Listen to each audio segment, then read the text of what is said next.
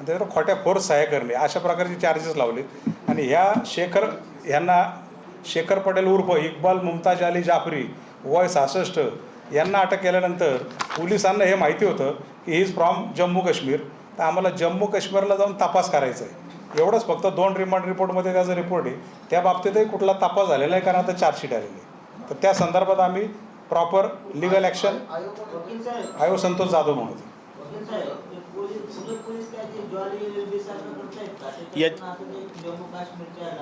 नाही, jolly LLB म्हणण्यापेक्षा आता मुंबईमध्ये आपण परवाच पाहिलं की एका लहान मुलाला धमकी दिली की तुझ्या खिशात पुढे ठेवू, अशा प्रकार चालतात. आणि पोलिसांनी करायचं म्हणलं ते काय करू शकतात ते पण. आणि एक मूर्तिमंत उदाहरण आहे असं एक वकील म्हणून आमचा नेहमीचा अनुभव. अगदी चांगला प्रश्न विचारला तुम्ही. मी जेलमध्ये होतो, येरवडा जेलची. याच्यामध्ये हॉरेबल का स्टोरी आहे, स्वतंत्र मला त्याची पत्रकार परिषद घ्यायचीच आहे. मी माहिती गोळा करतोय. येरवडा जेलची कॅपॅसिटी आहे 4,500 कैद्यांची, पण येरवडा जेलमध्ये किमान 6,500 ते 7,000 कैदी तिथे आहेत, असे कोंबलेत अक्षरशः. आणि तिथं जवळपास 60 ते 70% कैदी हे अंडर ट्रायल आहेत.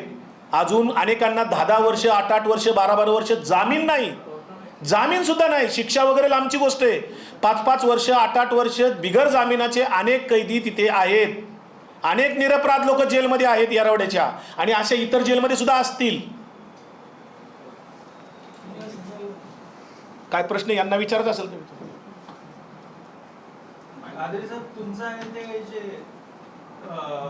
लोक होते ज्यांनी परमार वगैरे, त्यांचा कधी काही संपर्क आला? पूर्ण स्टोरी सांगा.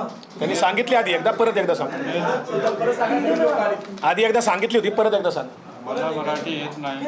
हिंदी सांग. हिंदी में बताओ. नहीं मराठी, हिंदी में बताओ. माइक मुंह पे पकड़ो, माइक मुंह. हाँ बोलो बोलो, हिंदी बोलिए. क्या चीज पूछना? इकबाल जी क्या हुआ था आपके साथ? कैसा वो लोगों के साथ आपका कोई रिश्ता था? कब से आप लोग?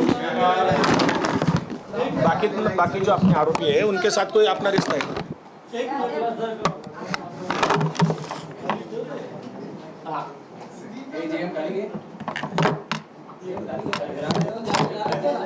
बोला, पूरा बताओ. पहले जो बताया वो पूरा बताओ. नाम बताओ, तुम्हारा परिचय बताओ, एज भी बोलो. मेरा नाम इकबाल हुसैन जाफरी है और तकरीबन मेरी 66 एज है. आर्टिस्ट का काम करता हूँ.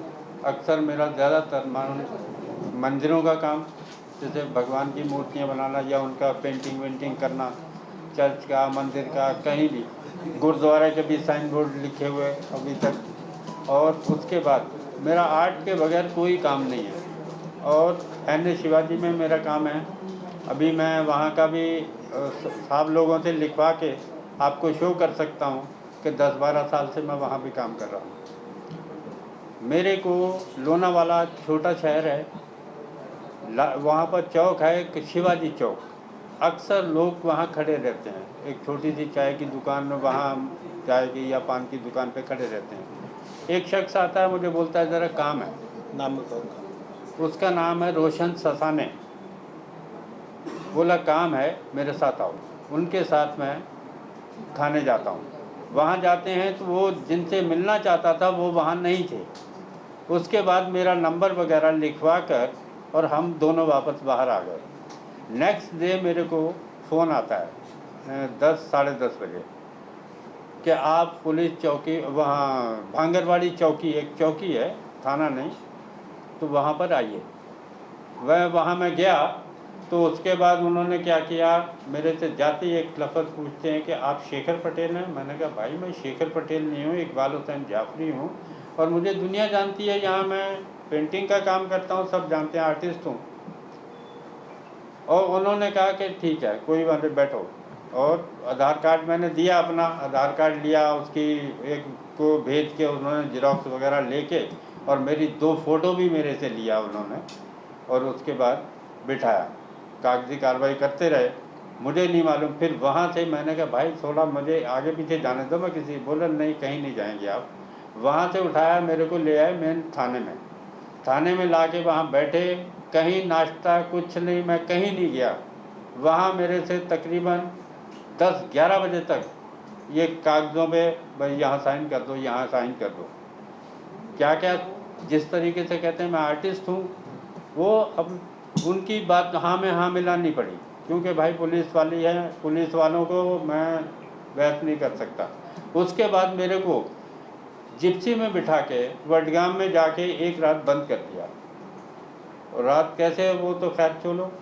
उसके बाद सुबह मॉर्निंग में 7 बजे उठाते हैं और वहाँ जाके डॉक्टरी के लिए पता नहीं क्या करते हैं, वो फिंगर विंगर या किस तरीके से लेके एक वो बना के फिर मेरे को 1-1.5 घंटे के बाद ये रोड़ा जेल पहुँचाते हैं।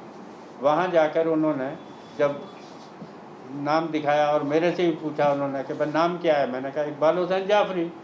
उन्होंने कहा ये तो आगे वो पुलिस वालों को कहा कि ये क्या है, तो शेखर पटेल उर्फ इकबाल हुसैन जाफरी। ये मुझे वहाँ जाके पता चला कि मेरा नाम शेखर पटेल है। मेन नाम जो था शेखर पटेल था और आगे उर्फ कर रखा था, तो ये मुझे जेल में जाके पता चला। और उसके बाद उन्होंने आपस में क्या बात की मुझे नहीं, पुलिस मतलब जेल वाले भी मुझे अंदर नहीं ले रहे थे, लेकिन उन्होंने कहा तो उसके बाद मेरी एंट्री हो गई। 3 महीने वहाँ अंदर रहा, और 3 महीने अंदर के बाद हमारे साथ विकास लौंडे साहब इत्तेफाक से बंद हो गए। ये मेरे लिए एक किस्म के भगवान हैं। कोर्ट में क्या हुआ? तो उन्होंने फिर मेरे से वादा किया बाहर जाऊंगा तो आपको मैं कोशिश करूंगा निकालने की जहाँ तक हो सकता है, और इन्होंने वादा किया और निभाया। ये मेरे लिए बहुत बड़ा एहसान है। कोर्ट में जब ये बीसी कोर्ट कहते हैं क्या कहते हैं, वहाँ पर बुलाया गया एक दिन वडगांव में नहीं, बीसी कोर्ट वहाँ जेल में ही। हाँ, मेरे को BC कोर्ट। हाँ वहाँ बुलाया गया, तो मेरे को बुलाते हैं जी शेखर पटेल उर्फ इकबाल। मैं आ गया। अब जो आरोपी थे 3-4 वो बोले यार आप शेखर पटेल हो। मैंने कहा यार शेखर पटेल, मेरा नाम इकबाल हुसैन जाफरी है, मेरे पास किसी किस्म का कोई वो नहीं, मैं शेखर पटेल नहीं हूँ। आप मुझे जानते हो? बोले यार हम नहीं जानते, और मैंने भी आपको कभी नहीं देखा, मेरा कोई वास्ता ही नहीं पड़ता। तो वहाँ हमारी मुलाकात होती है, जो आरोपी मेरे केस में या मैं उनके केस में था, तो वहाँ मेरी मुलाकात होती है। बस अब बाहर आके पता चला कि कौन कौन है कैसा है, अभी मुझे पता चला, पहले तो मालूम ही नहीं था।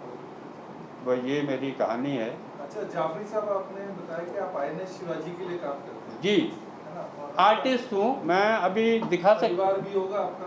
परिवार मेरा जम्मू कश्मीर में है। मैं लड़ाई करके घर से आया था लोनावला में?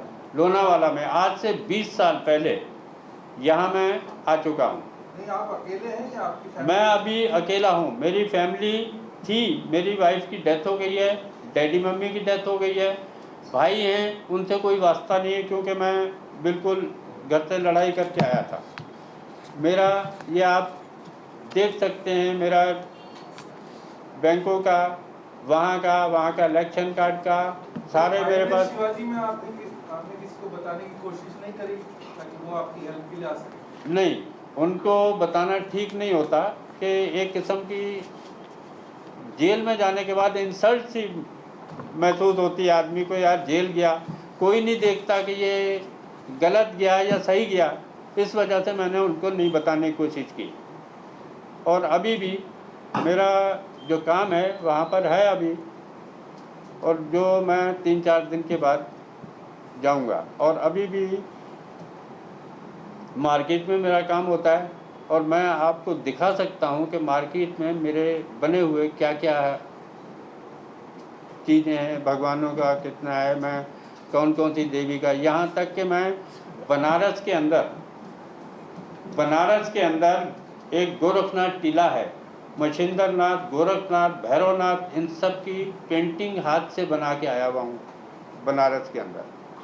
और मैं आर्टिस्ट हूँ, छोटा मोटा आर्टिस्ट हूँ, लेकिन ऑलराउंडर हूँ। आप राइटिंग ले लो किसी भी लैंग्वेज की, और कोई भी फिगर सब मैं वो बनाता हूँ।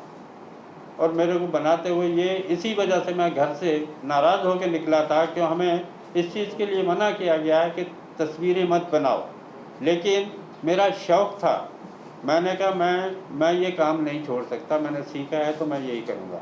इस वजह से मैं घर से निकल कर आया था। इकबाल जी, आपको जब कोर्ट में आपका नाम ऐसा लिखा गया था कि इकबाल जाफरी उर्फ शेखर पटेल। नाही, शेखर पटेल उर्फ ना पहले शेखर पटेल। तो आपको जब ये बात पता चली तब आपने कोर्ट में जब आपको पूछा होगा जज साहब को। जब जज साहब ने, तब आपको ऐसा लगा नहीं कि वहाँ पे आप अपील करेंगे? सर मेरे को शेखर पटेल का पता चला जेल में जाने के बाद।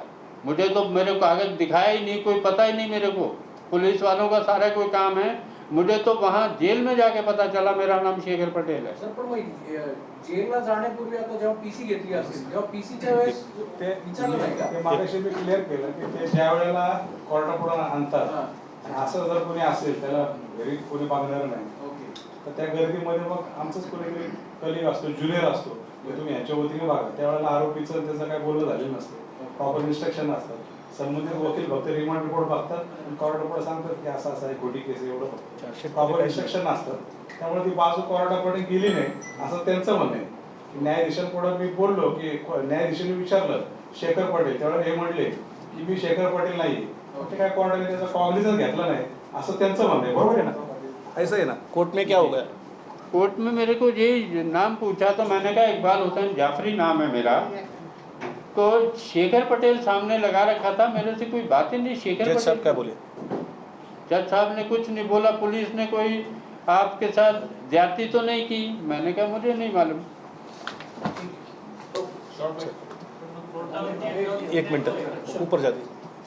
ह्या नवीन आलेल्या पत्रकारांसाठी ह्या दुसरी जी केस होती ती तुम्हाला काहींना पत्र प्रेस नोट दिलेली आहे. ही फार गंभीर केस आहे. दुसरी ही मनीषा कुंजीर नावाची, हा शासनाला माहीत आहे लाडकी बहीण ज्या शासनाची योजना आहे, ह्या महिलेला मात्र लाडकी बहीण शासन मानायला तयार नाही. हवेली तालुका महसूल प्रशासन, PMRD आणि शिवशक्ती बिल्डकॉन ह्या लँड माफियाच्या कंपनीने या महिलेची लोणी काळभोरीतील कोट्यवधी रुपयाची जमीन अतिक्रमण करून ताब्यात घेतलेली आहे, बिल्डिंग बांधलेली आहे, सगळं प्रूव्ह झालेलं आहे. आणि ही महिला 15 ऑगस्ट आता येणाऱ्या आत्मदहन करणार असं तिने निवेदन शासनाला दिलेलं आहे. हे फार गंभीर आहे. आणि PMRDचे अधिकारी आणि शिवशक्ती बिल्डकॉन लँड माफिया यांनी संगनमताने सगळे हे लोक या महिलेला ही जमीन बळकावू पाहतात. त्या महिलेचं म्हणणं जरा आपण सगळेजण ऐका. मी मनीषा राजाराम कुंजीर, लोणी कारभार राहणार. या गावामध्ये माझी सासऱ्यांकडनं मिळालेली शेतजमीन आहे. या शेतजमिनीमध्ये जे काही लँड माफिया शिवशक्ती बिल्डकॉन आहेत, या बिल्डर लोकांनी त्यांच्या वैयक्तिक फायद्यासाठी तिथे जो काही प्लॉटिंग व्यवसाय चालू केला आहे ना, त्या प्लॉटिंग व्यवसाय करत असताना माझ्या शेतजमिनीमध्ये 14 गुंठ्यावर अतिक्रमण केले. एका गटात 7 गुंठ्यामध्ये सिमेंट डांबरीकरणचे रस्ते बनवल्यात आणि दुसऱ्या गटामध्ये शासनाचा ओढा आहे, तो ओढा पूर्णपणे बंद करून माझ्या क्षेत्रात शिफ्ट केला आहे. आणि त्या शासनाच्या जागेवर त्यांनी स्वतःचे सिमेंट डांबरीकरण, कमानी, रूम वगैरे असा वापर केला आहे. एकंदरीत 2022 पासून ते आत्ता 26 पर्यंत मी या सदर प्रकरणाचा पाठपुरावा करते. ग्रामविकासून महसूल खात्याचं पूर्ण आयुक्तापर्यंत ते PMRD आयुक्त आणि मोजणी भूमी अभिलेख संचालक आयुक्तापर्यंत मी आज 5 वर्ष झालं हा पाठपुरावा करत आहे, परंतु यामध्ये मला कुठेही न्याय मिळालेला नाही. मी ज्यावेळेस 15 ऑगस्ट 26 जानेवारी रोजी उपोषणाचं आत्मदानाचं पत्र दिलं होतं, त्यावेळेस मला ह्या सर्व जी काही शासकीय यंत्रणा आहे यांनी हे प्रकरण तुम्ही थांबवा, आम्ही तुमची कारवाई 1 महिन्याच्या आत पूर्ण करू, तुम्हाला न्याय दिला जाईल. परंतु हे जे खोटं आश्वासन सरकारने दिलं 26 जानेवारीपासून तर आत्ता 15 ऑगस्ट आला, तरीसुद्धा यामध्ये कोणत्याही प्रकारचा मला न्याय मिळालेला नाही. माझ्या जमिनीवर आजही रोजी हे शिवशक्ती बिल्डकॉन याच्यामध्ये 9 जण काम करतात. यांचं बेकायदेशीरपणे अनधिकृत असं बांधकाम आहे, अतिक्रमण आहे. मला कुठल्याही प्रकारचा न्याय मिळालेला नाही आहे. ज्यावेळेस मी PMRD आयुक्तांकडे व्हिजिट केली, न्याय मागते, तर आयुक्त सरळ स्पष्ट शब्दामध्ये आज एवढ्या मोठ्या आयुक्त पदावर बसलेले आहेत तरीसुद्धा ते अभिजित चौधरी म्हणून आयुक्त आहेत, ते मला सांगतात की याच्यामध्ये खूप राजकीय दबाव मला येतो, मला फोन येतात, त्यामुळं तुम्ही काय करा, सरळ हायकोर्टामध्ये स्टे आणा किंवा त्यांच्या मोजण्या रद्द करा. आता ह्या लोकांनी खोटी कामं केलेत, परवानगी नसताना सुद्धा त्यांना बांधकामं करतायत. त्यांच्यावर बेकायदेशीर अतिक्रमण तर कुठेही बांधकाम पाडलं जात नाही आहे.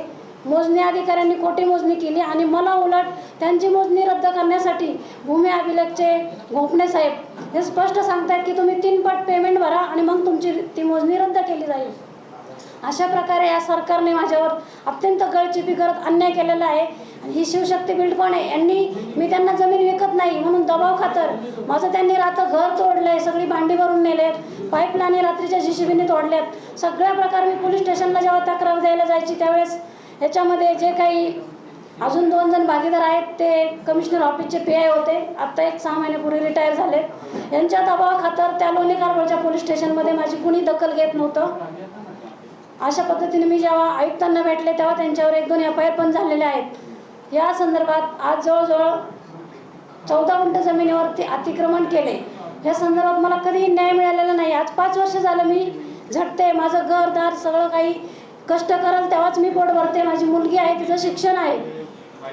आज शेती सुद्धा करून खाता येत नाही की त्या शेत जमिनीमध्ये शेती करत असताना जी पाईपलाईन आहे ती रातोरात ह्या बिल्डरनी JCBने काढून गायब केली. आणि विहिरीवर असणाऱ्या सगळ्या मोटारी सुद्धा त्यांनी रातोरात चोरून नेल्यात. म्हणजे मला कोणत्याही प्रकारे उदरनिर्वाह करता येत नाही. जेणेकरून त्या लोकांनी मला एवढं हॅरेस केलं की अक्षरशः मला जगणं मुश्किल झालंय. मी 5 वर्ष झालं लढते, मला कुठे न्याय मिळत नाही या गोष्टीचा.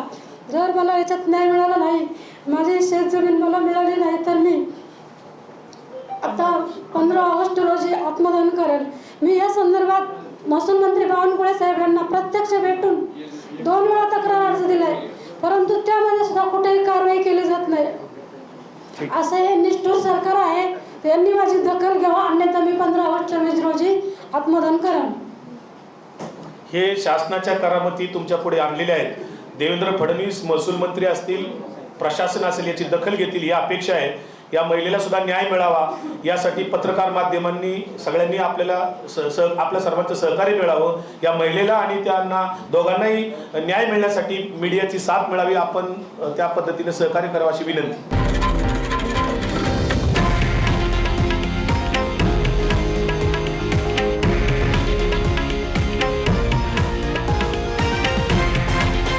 हे आहे देशातील नंबर 1 न्यूज नेटवर्क आणि आपण पाहत आहात TV9 मराठी, एकमेव.